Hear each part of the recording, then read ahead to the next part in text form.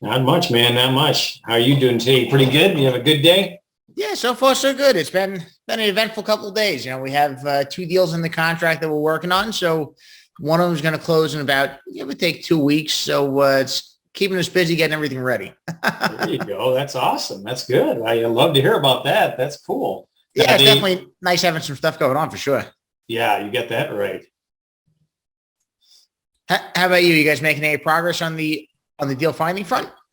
We thought we were. We were looking at a 200 unit over in Des Moines or Davenport. The numbers didn't really come through compared to what the owner was looking for. So we just shot the broker a email today, kind of saying, "Hey, here's what we're thinking for the numbers." So I don't know. And did they give you any feedback on it? They told you it was too far off? Not right now. Nothing right now. I just sent it over to about like a half hour, 45 minutes ago. So I tried calling him and he wasn't there. So I just sent him an email kind of outlining everything. This is the reason why we're not going to do an LOI. It's a lot farther away from his whisper price, as he says. So, but it's like, you can only go so far down on your rules of thumb, right? You can only, bend those rules, then you get in trouble, right? Yep. Absolutely. You got to have some standards. If you don't, then you have nothing there, right? Exactly.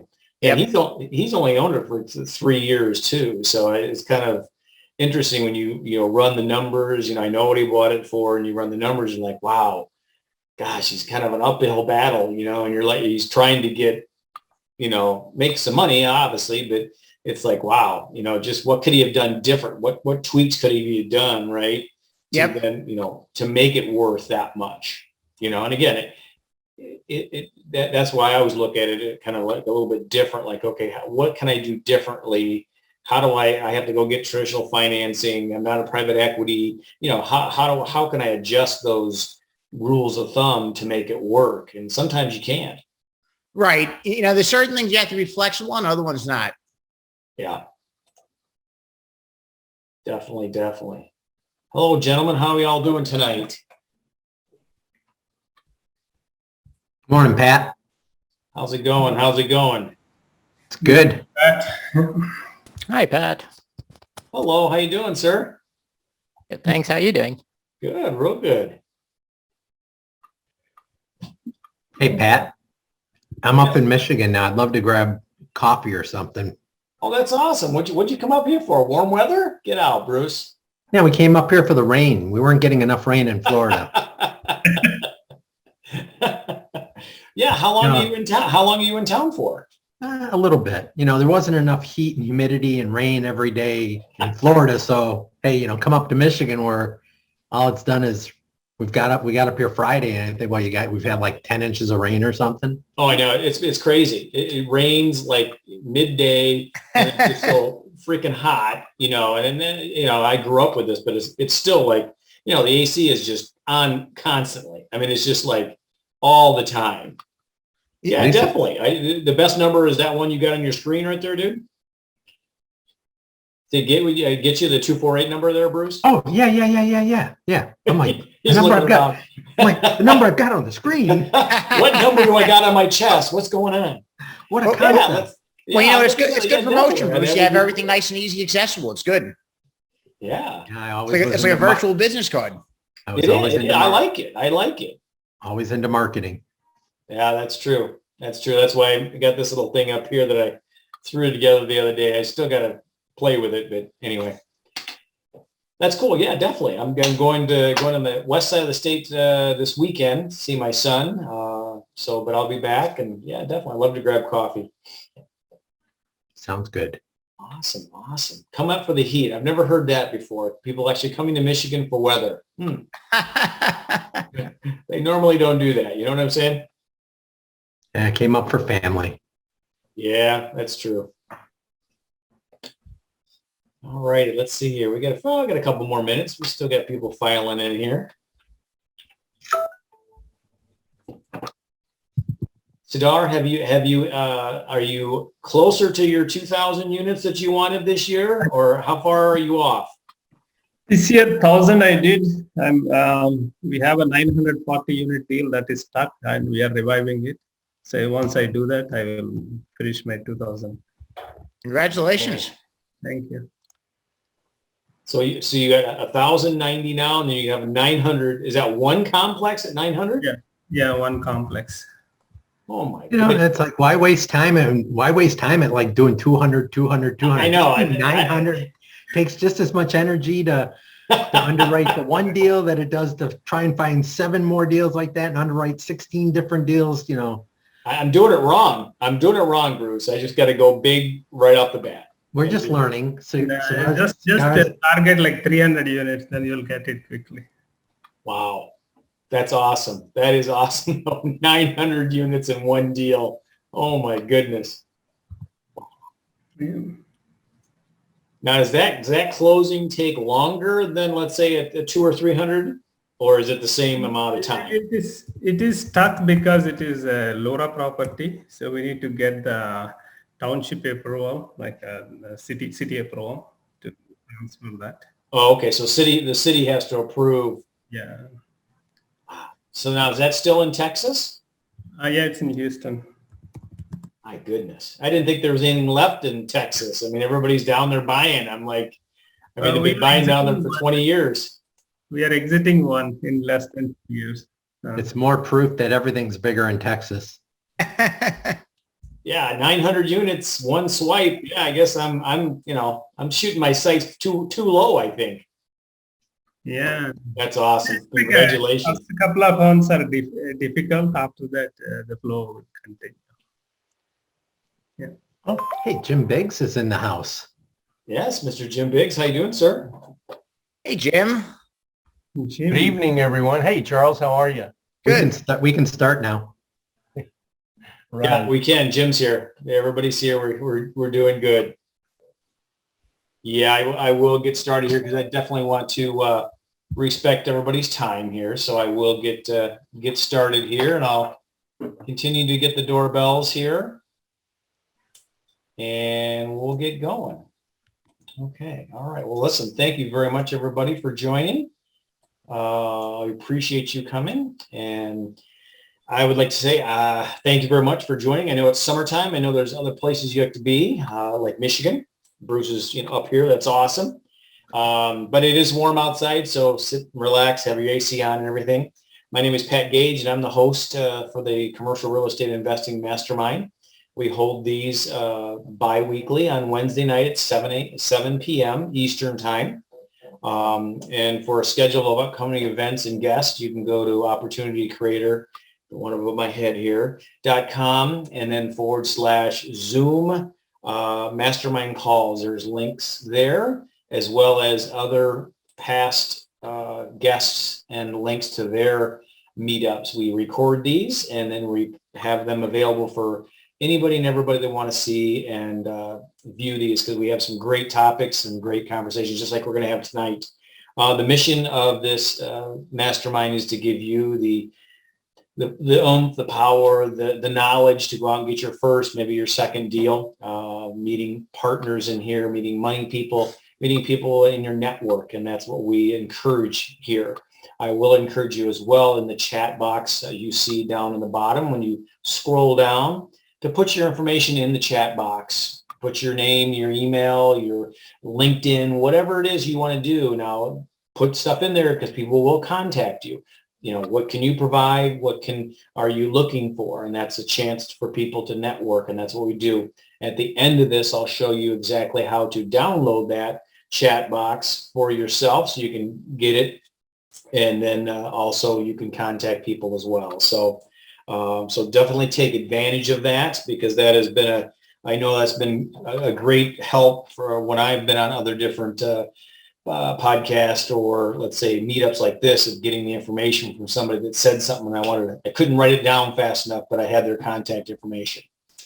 All righty. Well, tonight is a special night because we've got another awesome guest. Charles Seaman is with us tonight. And Charles is a native of Brooklyn, New York, and he left and now resides in Charlotte, North Carolina. I'm sure it's because of the weather, not because he loves snow, but I'm sure it's because he likes the nice weather. And he serves as a senior acquisition and asset manager for Three Oaks Management LLC, in which he is actively works to locate high-performing multifamily and real estate deals throughout the southeastern regions of the United States. And he was just telling me just before we got going here that he is closing a deal currently, and we'll get him to spill the beans on that and see how we got that closed and everything. But Charles is responsible for performing all of the company's initial underwriting. And that's the important part of this business, is the underwriting, to see if these numbers work, right? So he's analyzes these and makes sure that this is a one to go so they can move it forward in the process.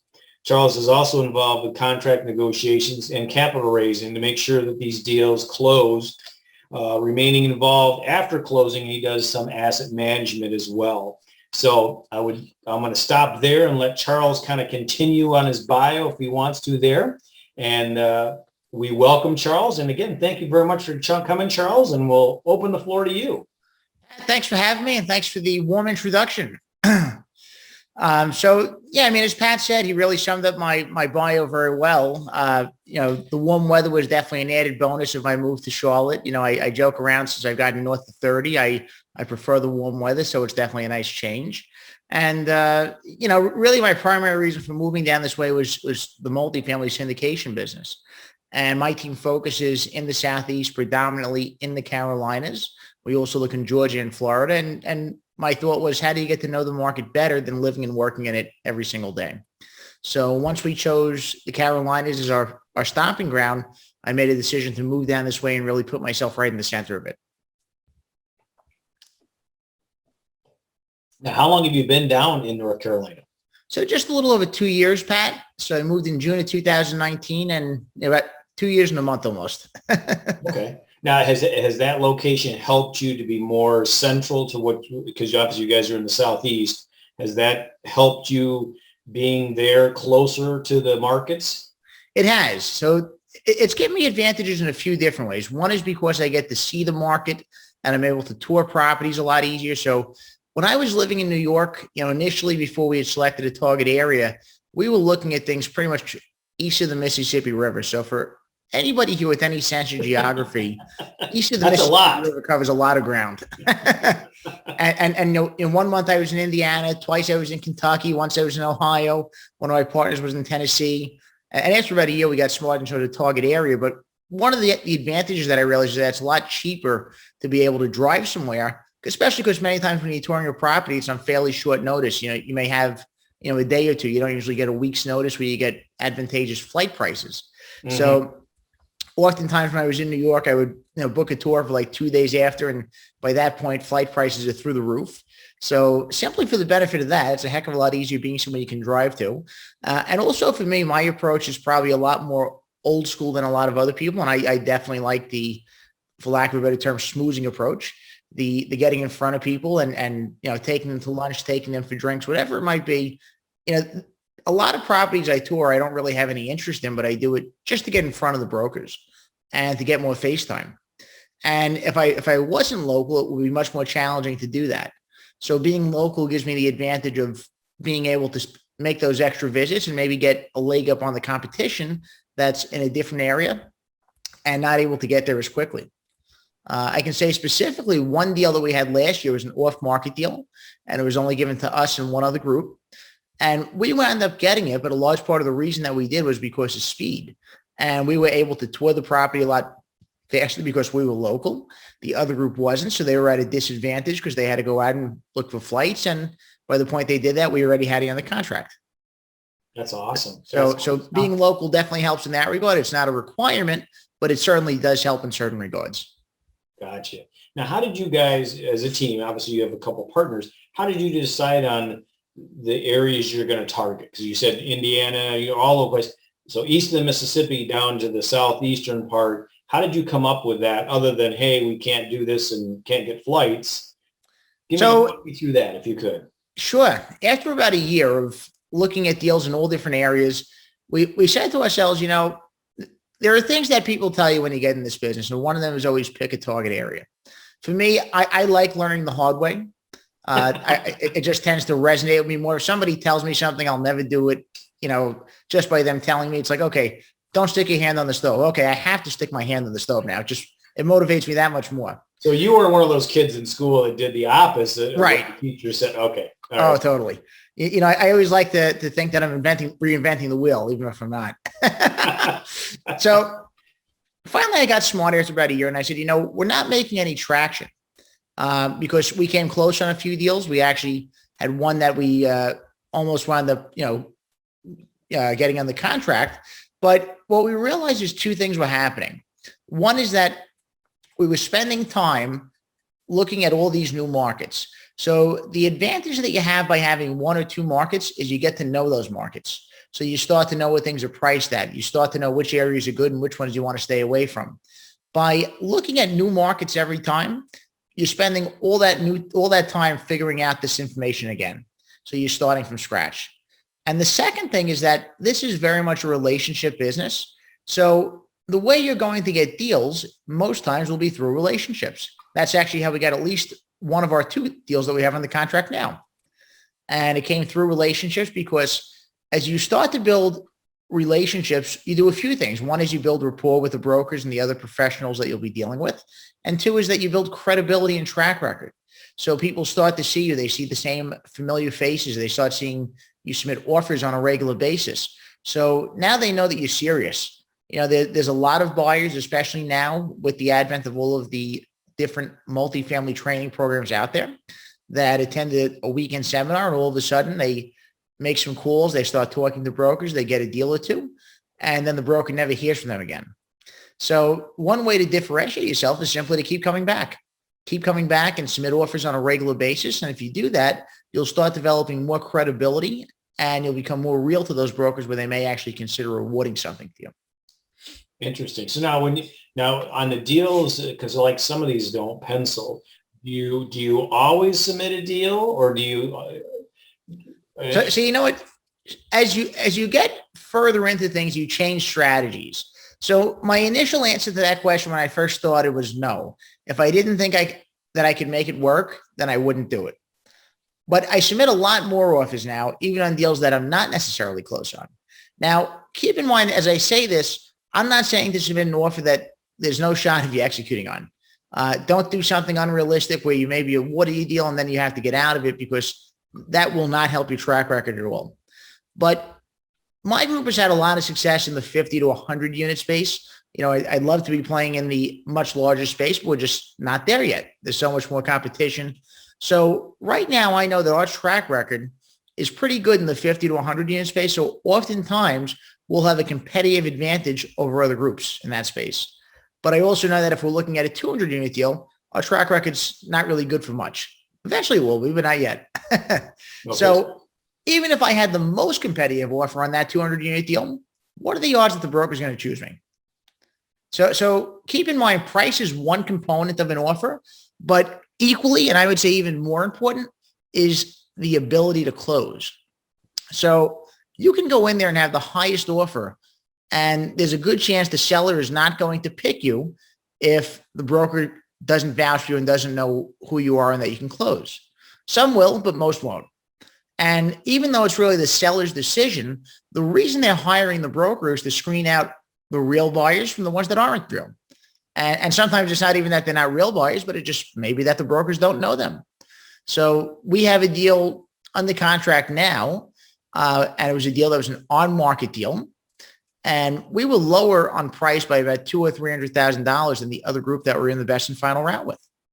And they were trying to get us to go up in price. And I said, no, I'm sorry. We're really at our highest point. We can't do any better. But they wound up giving it to us anyway. Now, in this case, the other group was probably just about as credible as we are. So they'd closed probably a similar number of units. So it wasn't even that we had an advantage there.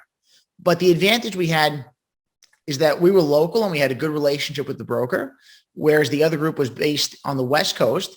And it's not to say that they couldn't close because they had a similar track record, but they'd never closed anything in this area.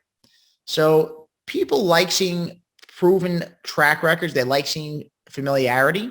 And because of that, the broker really pushed hard for us. And that's why we wound up getting that deal.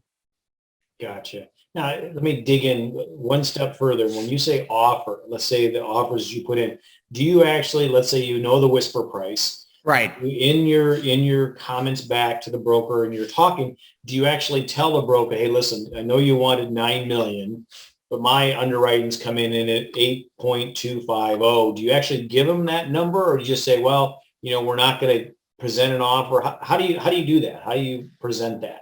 That's a great question. So let me give some guidance on that. So what I would say is pricing guidance is always a good starting point. So even if a deal doesn't pencil, unless you speak with the broker and the broker tells you to submit an offer that's way out of line in terms of being low, I wouldn't recommend it. In this business, reputation is everything. And what happens is your reputation starts to become less credible if you keep submitting offers way below pricing guidance. Now, I know there's a lot of deals I look at where they don't pencil out either. And oftentimes I look at them and I say, okay, you know what? We'd have to be $10 million less. They're asking for 25 million. I'd have to be at 15 to make this work. And I think a lot of us in this room probably share that same sentiment because it's a common issue right now. The reality is where the market has gone is totally different than where it was a decade ago. And, if you would have asked me a year ago, I would have told you, I think maybe we have a reset coming. Unfortunately, I don't think we have that anymore. We've had $6 trillion pumped into the economy. We have historically low interest rates. So with this combination of factors, whether we like it or not, deals are probably going to continue to remain overpriced in many cases and out of reach. So it's just looking at enough until you find something that pencils out. But so back to my point before in terms of knowing where your strengths are. So on a 200 unit deal, even if I had the highest priced offer in it, I'm almost certain they would not pick my offer. I could come in probably above pricing guidance and they probably wouldn't pick it. So I feel confident submitting an offer in that, knowing that, okay, even if I went to the guidance, they're probably not going to choose it. But what I would usually do is be about 10 to 15% off. And on a deal that size, you're totally out of the running at this point. Because you have people that are coming in right at the pricing guidance, some that are going over the guidance. And another big key, especially as you're looking at larger deals, is you have non-refundable deposit money. And that oftentimes is going to separate who gets a deal versus who doesn't. And up until recently, we've never been willing to put non-refundable money. And still, I don't like it. It makes me a little queasy every time I send out an offer with that in there. I don't know who started that, but it's kind of become the norm in these larger deals. And what that means is you're putting up deposit money that you're probably not going to be able to get back. And on these larger deals, I'm not talking about $50,000 or even $100,000 most times. It's $250,000 or $500,000 or $1 million. So I can pretty confidently submit an offer on most deals that size and know that I'm not going to be seriously considered because I do not include non-refundable money in it. On a smaller deal, so everything in life is in perspective. So if I'm submitting an offer on a deal that's less than 100 units, there's a few things I know. One is that there's automatically less competition. So if I'm looking here in the Carolinas, I'm looking at a 200 unit deal, most brokers will probably get 30 offers on that deal. If I'm looking at a 75 unit deal, maybe they'll get 10. So think of it this way. What are your odds better of winning? 1 out of 10 or 1 out of 30? And in that regard, I would adjust my process accordingly. So on a deal in that size, even if I was off on the guidance, so let's say if we use past example of $9 million being the pricing guidance and me being at $8,250,000, I would actually still submit an offer at that price because I would tell you that you're close enough to be in the running. But only submit if you can execute. If you can't execute, don't submit. So on those smaller deals, there is a chance that you may be selected. So I would tell you to be more cautious and don't do it until you really know your market well. So one of the reasons that I'm able to execute that strategy and submit more offers is because most times I can look at a deal as soon as it comes out and I'll usually be fairly close as to where it's going to wind up trading. And it's just the way the market is at this point, but you really have to know your area, know your market, and have good relationships to get good guidance from the brokers on that. And that's a great thing that you said is knowing your market. So when an OM does come out, that, okay, the price per door in that area is, let's say $100 and this comes out at 90, you already know before you even, go into the underwriting that this may possibly be a good deal for you guys. Right. Keep in mind with anything in life, it's a numbers game. So you're going to have to look at a lot of bad deals to find a good one. Exactly. So I guess let's dive into, you said can you talk about the ones you're closing now, or do you want to talk about something that you closed a little? Absolutely. We can talk about the current ones. And then if you have time for the past ones, we'll do those too. That's awesome. That'd be great. And I'll give a quick shout out just because I see Chris Freeman in attendance. He's actually part of our team for one of the deals we have on the contract, our Greensboro deal. Awesome. So yeah, if you have any specific questions on them, I'm glad to answer. Well, let's walk through, like, how did you find this one that you just closed? You said it was off market, or was it on market and then went off market? Kind of explain that. Sure. So with the two that we have on the contract now, so we have a 130 unit deal in Greensboro, North Carolina. That was actually the one I was talking about that came through broker relationships. So that one was an on-market deal. We went through the bidding process. Truthfully, I got started late in the game on that. Most times I like to start looking at an on-market deal as soon as it comes out. That way you give yourself as much time as needed. Okay. There's two reasons. One, you give yourself as much time as needed. And two, if it's a good deal, my goal is always to go back to the broker and say, Mr. Broker, is the seller open to a preemptive offer? And what that means is that you're circumventing the full marketing process and seeing if the seller is willing to cut it short if you come with a strong offer. So that's always my goal with an on-market deal. It's become less and less common just because sellers know that they have virtually gold mines in their possession at this point. Yeah. So the preemptive, maybe I stop here. The preemptive offer now, is that from guidance from the broker saying, okay, like going back to my thing, whisper price is 9, you come in at 9 or a little bit below? Give me an idea. I've never heard that preemptive offer. Yeah. So most times if they are open to a preemptive offer, they're going to want pretty close to the pricing guidance. So if you were bidding it normally, and went to an actual call for offers and then you were at $8,250,000, there may be a chance that they still choose you to advance to the next round. But if you're looking for a preemptive offer, what that means is they're basically circumventing the full process. And what they're doing is cutting out the rest of the offers. So in that case, they're not going to take you being that far off. They'll probably want you being right at 9, maybe 8.8 or 8.9, but you'll have to be pretty close and have good terms for them to consider preempting it.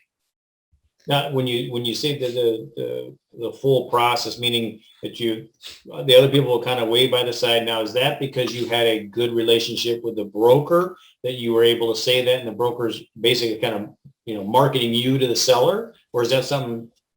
Yep, that's definitely a big part of it. So that's where relationships really come in handy. You need the broker willing to go to bat for you, and that'll start to happen as you close deals. Before you close deals, what will happen is it'll start to happen from effort. They're not going to do it if you're on the first deal. They're not going to do it if you're on the second deal. But if they see that you put in 10 or 15 offers and you haven't got anything and you've been working at it for 6 or 12 months, they may say, let's give this guy a shot. We'll vouch for him, give him a shot. He's consistent. He shows up a lot. He goes on tours. He puts in offers. So they know that you're a serious, legitimate buyer and that they're willing to take a chance on you because you demonstrated that you're worth taking a chance on.